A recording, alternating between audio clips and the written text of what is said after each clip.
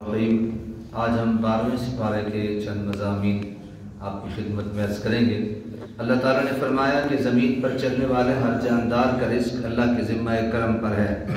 وہ اس کے قیام کی جگہ، اس سے مراد باپ کی پشت یا ماں کا رحم یا زمین پر جائے سکونت ہے، اور سپردگی کی جگہ اس سے مراد مکان یا قبر ہے، جانتا ہے، اور یہ سب کچھ روشن کتاب میں مذکور ہے۔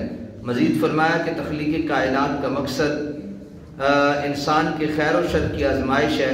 اس کے بعد کافروں کی حیات بعد الموت کو سحر قرار دینے اور ان کی سرکشی کا بیان ہے کہ عذاب میں تاخیر کو احسان شمار کرنے کے بجائے مسلمانوں کو طعنے دیتے ہیں کہ عذاب کو کس چیز نے روک لیا ہے۔ آیت نمبر 15 میں فرمایا دنیا اور اس کی زینت کے طلبگاروں کو ان کے اعمال کا اجر اسی دنیا میں مل جائے گا اور آخرت میں ان کا کوئی حصہ نہیں ہے۔ آیت نمبر 23 میں بتایا کہ جو ایمان لائے اور جنہوں نے نیک کام کیے اور اپنے رب کے حضور عاجزی کی تو یہ لوگ ہمیشہ جنت میں رہیں گے۔ آیت نمبر 25 تا 32 سے پھر نوح علیہ السلام اور ان کی قوم کے حالات بیان ہوئے کہ نوح علیہ السلام نے جب اپنی قوم کو توحید کی دعوت دی اور انکار پر عذاب الہی سے ڈرایا تو قوم کے سرداروں نے ان سے کہا آپ ہم جیسے بشر ہیں اور آپ کے پیروکار پسماندہ اور کم عقل لوگ ہیں۔ ہماری رائے میں آپ کو ہم پر کوئی فضیلت حاصل نہیں، بلکہ ہمارے خیال میں آپ معاذ اللہ جھوٹے ہیں۔ نوح علیہ السلام نے جواب دیا کہ میں اپنے رب کی جانب سے واضح دلیل رکھتا ہوں اور اس نے مجھے رحمت سے نوازا ہے، لیکن تم میرے مقام کو سمجھنے کی صلاحیت نہیں رکھتے ہو۔ آیت نمبر 37 تا 47 سے بتایا کہ اللہ تعالیٰ کی طرف سے نوح علیہ السلام کو حکم ہوا کہ ہماری نگرانی میں اور ہماری وحی کے مطابق کشتی بنائیے اور ظالموں کے بارے میں ہم سے کوئی بات نہ کریں، وہ ضرور غرق ہو جائیں گے۔ پھر وہ کشتی بنانے لگے۔ جب ان کی قوم کے سردار ان کے پاس سے گزرتے تو ان کا مذاق اڑاتے۔ نوح علیہ السلام نے کہا کہ وہ وقت آنے والا ہے تمہارا مذاق اڑایا جائے گا اور تمہیں پتہ چل جائے گا کہ رسوا کن عذاب کس پر آئے گا۔ نوح علیہ السلام نے یہ دعا پڑھتے ہوئے سوار ہوئے کشتی پر، بسم اللہ مجریہا و مرساہا ان ربی لغفور رحیم، بے شک میرا رب ضرور بخشنے والا بے حد رحم فرمانے والا ہے۔ کشتی انہیں پہاڑ جیسی موجود میں لیے جا رہی تھی کہ نوح علیہ السلام نے الگ کھڑے اپنے بیٹے سے کہا اے بیٹے ہمارے ساتھ کشتی میں سوار ہو جاؤ اور کافروں کے ساتھ نہ رہو۔ اس پسر نوح کنعان نے کہا کہ میں کسی پہاڑ کی پناہ میں آ جاؤں گا جو مجھے پانی سے بچا لے گا۔ نوح علیہ السلام نے کہا کہ آج اللہ کے حکم کے سوا کوئی بچانے والا نہیں سوائے اس کے جس پر رحم اللہ فرمائے۔ پھر ان دونوں کے درمیان موج حائل ہو گئی اور وہ ڈوب گیا۔ اللہ کی طرف سے حکم ہوا اے زمین اپنا پانی نگل لے اور اے آسمان تھم جا، اور پانی خشک ہو گیا۔ اللہ کا فیصلہ نافذ ہو گیا اور کشتی جودی پہاڑ پر ٹھہر گئی۔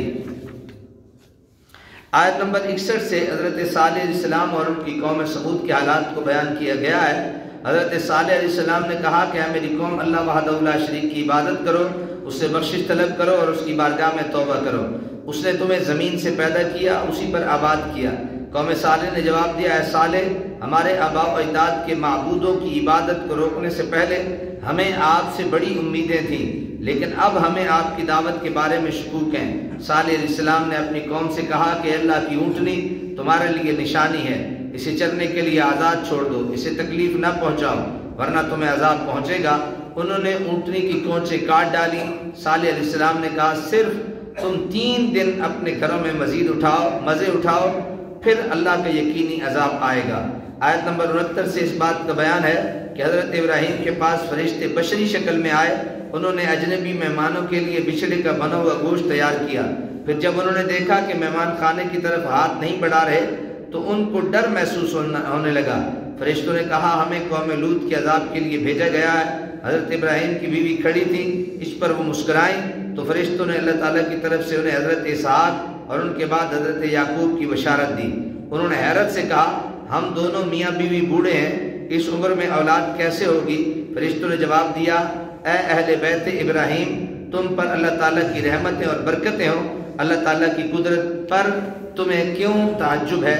اللہ فرماتا ہے کہ بیٹے کی بشارت سن کر ابراہیم کا خوف دور ہو گیا اور وہ قوم لوط کے بارے میں ہم سے بحث کرنے لگے۔ آیت نمبر 70 سے حضرت لوط کی قوم اہل سدوم کے بدعمالیوں اور اے حضرت لوط کی اپنی قوم کی بدعمالیوں کے باعث فرشتوں کی آمد، قوم کی بدعمال لوگوں کے دوڑ کر آنے، حضرت لوط کو ان کو سمجھانے اور ان کے انکار پر مضطرب ہونے کا ذکر موجود ہے، جس پر فرشتوں نے حضرت لوط کو تسلی دی، آپ فکر نہ کریں، ہم آپ کے رب کے فرشتے ہیں، یہ آپ اور ہم تک نہیں پہنچ سکیں گے۔ آپ رات کے آخری حصے میں قوم کی طرف توجہ کیے بغیر ہجرت فرما لیں، اس لیے صبح کے وقت ان پر عذاب آئے گا۔ آیت نمبر 84 سے حضرت شعیب اور ان کی قوم اہل مدین اور ان کے جرائم کو بیان کیا گیا ہے کہ وہ ناپ تول میں کمی کرتے، دوسروں کو چیزیں کم تول کر دیتے۔ اللہ تعالیٰ نے ان سے فرمایا کہ فساد فی الارض باز آ جاؤ اور اپنے سے پہلی سرکش امتوں کا انجام دیکھ لو۔ لیکن جب اہل مدین پر حضرت شعیب کی نصیحتوں کا اثر نہ ہوا تو اللہ تعالیٰ نے انہیں بھی عذاب سے ہلاک کر دیا۔ آیت نمبر 96 سے حضرت موسیٰ کو عطا کیے جانے والے 9 معجزات کا ذکر ہے۔ پھر فرعون اور اس کے پیروکاروں کی باطل روش کے مطابق ان کی ہلاکت کا ذکر اور دنیا آخرت دونوں میں انہیں ملعون قرار دیا گیا ہے۔ آیت نمبر 106 سے اللہ تعالیٰ نے انجام کے اعتبار سے لوگوں کی 2 قسمیں بیان کی ہیں، نمبر 1 سعادت مند، نمبر 2 بدبخت۔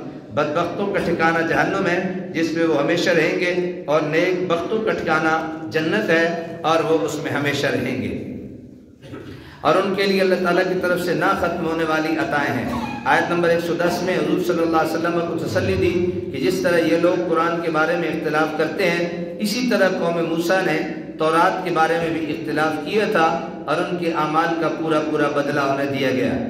سورہ یوسف مکی سورہ ہے، ترتیب مصحف کے اعتبار سے 12ویں، جبکہ ترتیب نزول کے اعتبار سے 53ویں سورہ ہے۔